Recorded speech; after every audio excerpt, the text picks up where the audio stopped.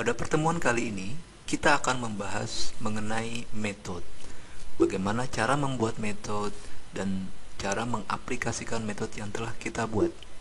Metode terdiri dari dua macam bentuk, yaitu berbentuk prosedur ataupun function. Ya, kita akan melihat bagaimana pembuatan prosedur dan function serta bagaimana mengaplikasikan prosedur dan function yang kita buat tersebut. Baik, kita buka Visual Studio 2022. Kita buat sebuah project baru, create a new project. Windows Form App sebagai template-nya dengan bahasa Visual Basic. Kita klik next. Kemudian kita beri nama my method untuk nama project kita ya. Kemudian pastikan di sini place solution in the same directory di dalam kondisi dicek. Kita klik next. Kemudian frameworknya .NET 6.0, kita klik create.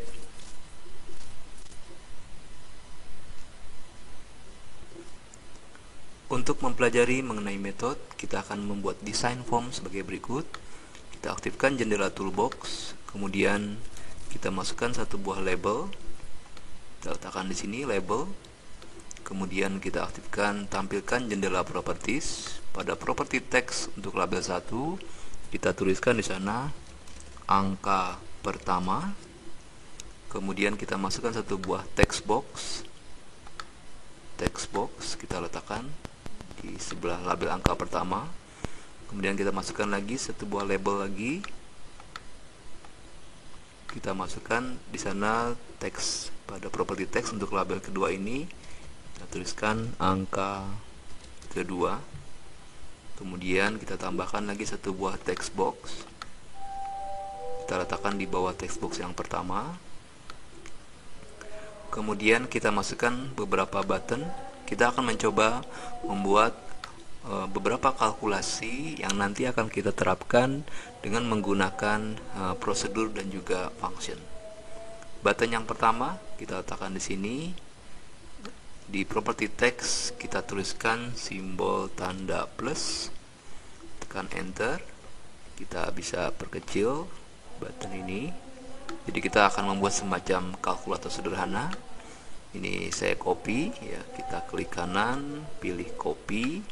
Lalu di sini kita paste ya, Ctrl V. Ini button yang kedua, Ctrl V lagi. Itu tadi untuk pengurangan. Ini untuk pembagian, Ctrl V lagi untuk perkalian ya. Kita ganti di sini di property text-nya ini tanda minus. Kemudian yang ketiga, property text-nya kita ganti tanda garis miring ya untuk pembagian.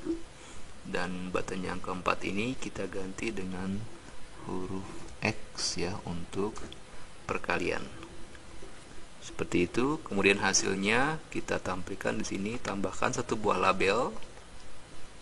Satu buah label ini kita tuliskan di property text-nya hasil. Kemudian tambahkan satu buah text box, kita letakkan di sini. Ya, untuk menampilkan hasilnya. Kemudian kita perkecil form 1 ini, ukurannya kita perkecil. Baik, kurang lebih seperti itu. Kita beri nama objek-objek ini. Untuk angka pertama, text box ini kita tuliskan di sini txt angka pertama. Kemudian text box yang kedua di sini txt angka kedua. Kemudian button yang plus ini kita tuliskan btn penambahan. Kemudian yang tanda minus ini kita tuliskan di sini di property name btn pengurangan.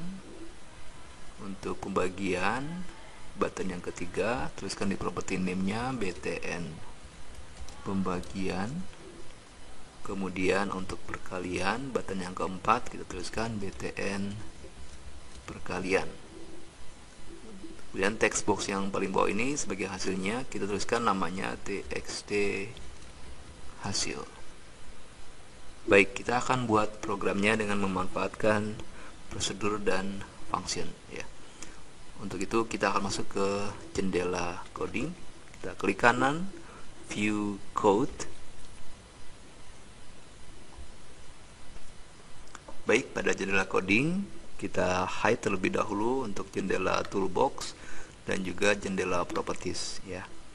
Nah, di sini kita akan membuat prosedur dan function ya. Jadi sebagai catatan bahwa method itu bisa terdiri dari prosedur atau function ya. Baik, yang pertama kita akan membuat prosedur ya.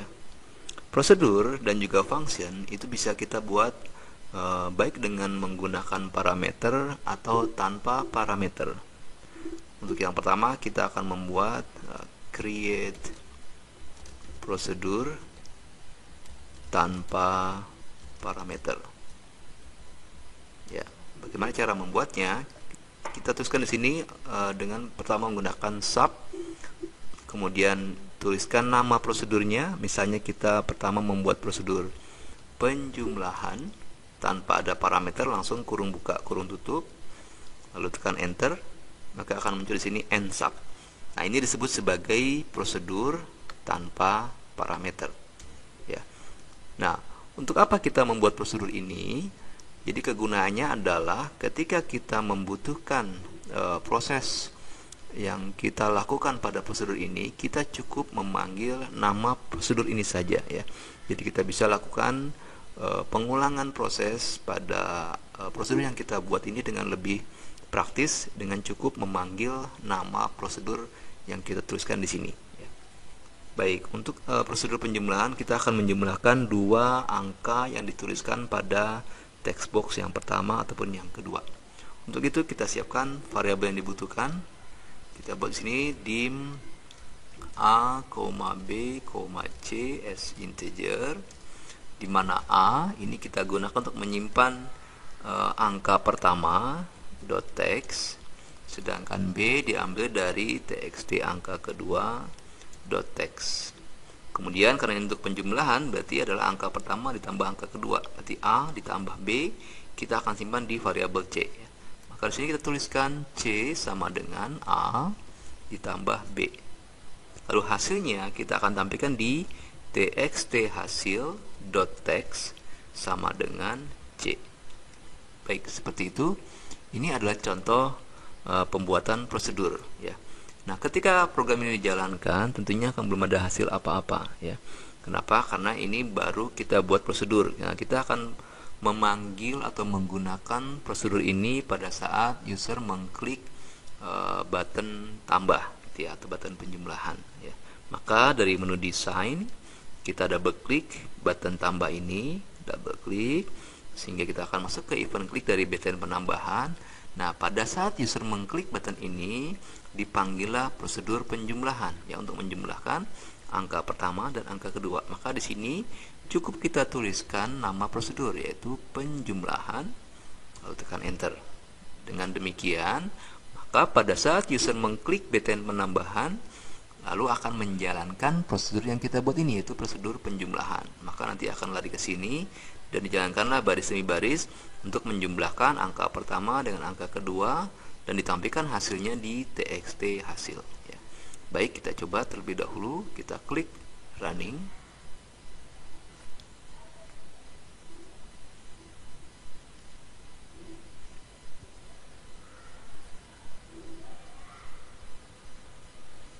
Kemudian pada angka pertama misalnya kita tuliskan 10, kemudian di angka kedua tuliskan 20. Kalau kita klik tanda plus, maka di sini tampilkan hasilnya 30 ya. 30 ini adalah dari menjalankan atau hasil menjalankan dari prosedur penjumlahan. Baik, kita close. Nah, itu yang pertama dengan membuat prosedur tanpa parameter. Berikutnya untuk pengurangan, kita akan melakukan proses pengurangan dengan membuat prosedur yang menggunakan parameter ya. Baik, saya akan buat di bawah ini ya. Saya buat sini sub. Oke, saya beri komen terlebih dahulu ya. Create prosedur dengan parameter ya. Caranya adalah di sini tuliskan sub pengurangan. Nah, ketika tuliskan di sini buka kurung, kita bisa tuliskan parameternya mau 1, 2, 3 dan seterusnya ya. Saya buat sini by val. By val itu artinya kita nanti menentukan nilai pada parameter ini ya. Misalnya parameter yang pertama adalah A dengan tipe S integer, by val B S integer. Ya, tutup kurung, enter ya. Nah, di sini memang parameter itu hampir sama fungsinya dengan variabel ya.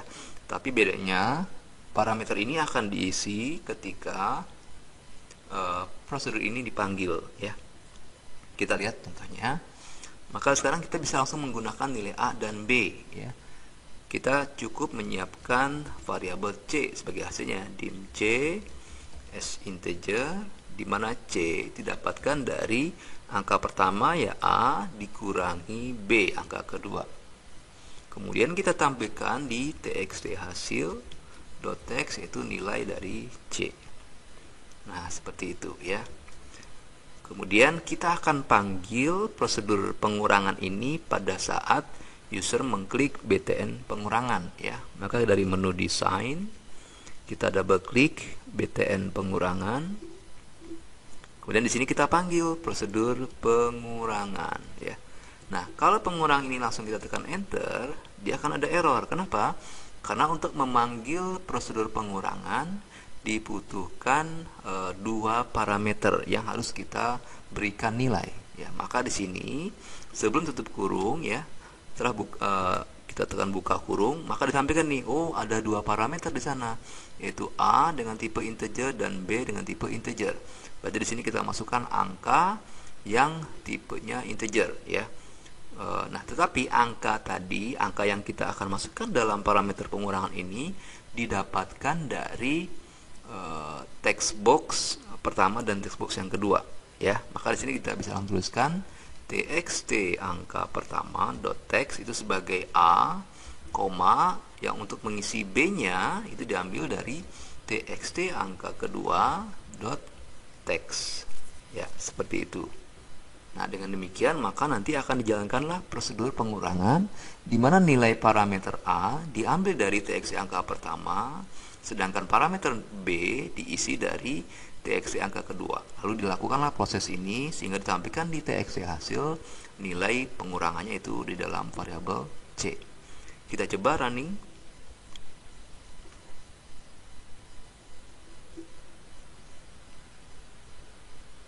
Kita masukkan angka pertama misalnya 10, angka kedua misalnya 5, kita klik button pengurangan, kita klik, maka hasilnya 5 ya. 5 ini didapatkan dari hasil memanggil prosedur pengurangan yang di dalamnya ada dua parameter ya. Parameter A diisi dari txt angka pertama, parameter B diisi dari txt angka kedua. Nah, seperti itu contoh untuk pembuatan prosedur baik dengan parameter ataupun tanpa parameter, dan bagaimana cara memanggil prosedur yang kita buat tersebut. Berikutnya kita akan buat function, dan apa bedanya function dengan prosedur ya. Ini saya hapus terlebih dahulu. Kita buat di bawah function ya. Function untuk menghitung atau mencari pembagian ya. Kita buat sini function pembagian. Function bagian di sini yang pertama kita membuat function tanpa parameter ya. Maka di sini langsung buka kurung, tutup kurung. Nah, bedanya kalau function ini nanti ada return value, ada nilai yang dikembalikan dari function ini. Dan itu harus kita tentukan nilai yang dikembalikan adalah berbentuk apa atau tipe datanya apa. Misalnya untuk pembagian ini karena memungkinkan nanti hasilnya adalah dalam bentuk desimal, maka kita beri tipe datanya adalah double ya. Tuliskan di sini S double, lalu tekan enter ya. Nah, perhatikan ketika kita membuat function, di sini ada pesan ya, garis bawah hijau. Kalau kita sentuh di garis bawah hijau ini tertulis di sana function pembagian doesn't return a value on all code paths. Are you missing a return statement ya. Kenapa masih berwarna hijau? Karena kita belum mengembalikan nilai, belum ada return value ya. Sekarang kita buat bagaimana untuk memberikan return value ya. Nah, di sini misalnya kita buat variabelnya sama seperti tadi ya, dim A, B, C. Nah, karena return value-nya berbentuk double, maka di sini parameter variabel yang kita buat pun juga dengan tipe data double. Kemudian kita isi nilai A diambil dari txt angka pertama .text dan B diisi dari txt angka kedua .text. Untuk nilai C hasilnya adalah pembagian antara A dibagi B ya. Perhatikan garis miringnya yang digunakan yang seperti ini karena ada garis miring yang berbalik seperti ini ya. Kalau yang berbalik seperti ini nanti hasilnya berbentuk integer, itu berbeda ya. Baik, nah setelah itu kita tampilkan atau kita jadikan nilai C ini sebagai return value-nya. Maka di sini kita tuliskan return C. Nah, seperti itu ya. Maka kita sini garis hijau di bawah end function sudah hilang ya. Kenapa? Karena kita sudah menentukan return value-nya. Nilai yang dikembalikan dari function ini adalah nilai C. Lalu bagaimana untuk memanggil function ini? Kita coba dari design, kita double klik button pembagian. Kemudian di sini kita langsung untuk memanggil function pembagian, kita harus menentukan nanti return value-nya mau dituliskan atau mau ditempatkan di mana. Karena return value-nya adalah hasil pembagian yaitu nilai C, kita ingin tempatkan di txt hasil.text diisi dari function pembagian. Seperti itu. Buka tutup kurung dan langsung kita tekan enter atau klik sembarang saja karena di sini tidak ada parameter ya. Nah, seperti itu ya. Jadi kita panggil function pembagian, nanti return-nya adalah nilai C. C ini kita tempatkan di txt hasil ya. Baik, kita coba lihat hasilnya, coba running. Misalnya kita tuliskan angka pertama di sini misalnya 5, angka keduanya adalah 2 ya. Kita double klik button pembagian. Hasilnya 2,5 ya. Nah, ketika kita klik pembagian ini, dia langsung memanggil function pembagian dan hasilnya C, return-nya itu akan ditampilkan di txt hasil ya. Baik, itu adalah contoh function ini ya, saya beri note create function tanpa parameter. Oke. Dan yang terakhir sekarang kita akan membuat ya create function dengan parameter ya. Nah, kita tuliskan di sini function untuk menghitung perkalian ya. Buka kurung, kita tuliskan parameternya misalnya ada 2 ya. By vol a s misalnya kita tuliskan double ya supaya nanti bisa menampung perkalian dengan bilangan desimal ya, koma by vol bs double ya. Ingat kalau function harus diberikan di sini return value-nya nanti berbentuk data apa atau tipe datanya apa ya. Maka di sini s double ya untuk menentukan bahwa return value-nya adalah bertipe data double ya. Lalu di sini kita tuliskan variabel C s double ya, di mana C itu didapatkan dari hasil perkalian parameter A yang atas ini dikali ya, gunakan tanda bintang dikali parameter B ini ya. Kemudian kita return value-nya adalah return C. Nah, seperti itu ya. Jadi nanti return value-nya adalah C, di mana function perkalian ini ada 2 parameter ya. Lalu kita coba panggil dari menu design pada saat mengklik btn perkalian ya. Kita double klik btn perkalian. Lalu di sini kita akan tampilkan return value dari button perkalian dari function perkalian pada txt hasil.text dengan memanggil function perkalian. Tapi ingat, function ini memerlukan parameter A dan B ya. A dengan double itu diambil dari txt angka pertama .text, B diisi dari txt angka kedua .text ya, seperti itu.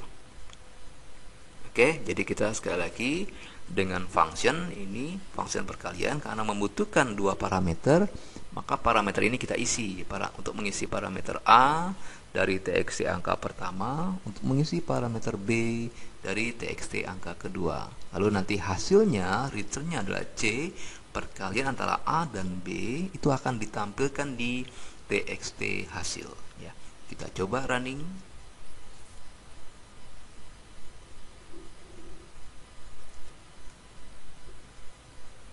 Misalnya di sini kita tuliskan 3, angka keduanya adalah 4, lalu kita klik kali. Ya, hasilnya 12. Baik, demikian untuk materi mengenai metode. Jadi sekali lagi, metode ada dua bentuk, yaitu bentuk prosedur dan function, di mana prosedur dan function ini bisa tanpa parameter atau dengan menggunakan parameter. Dan bagaimana cara memanggil atau menggunakan prosedur dan function tersebut. Baik, demikian. Sampai jumpa pada video berikutnya. Terima kasih.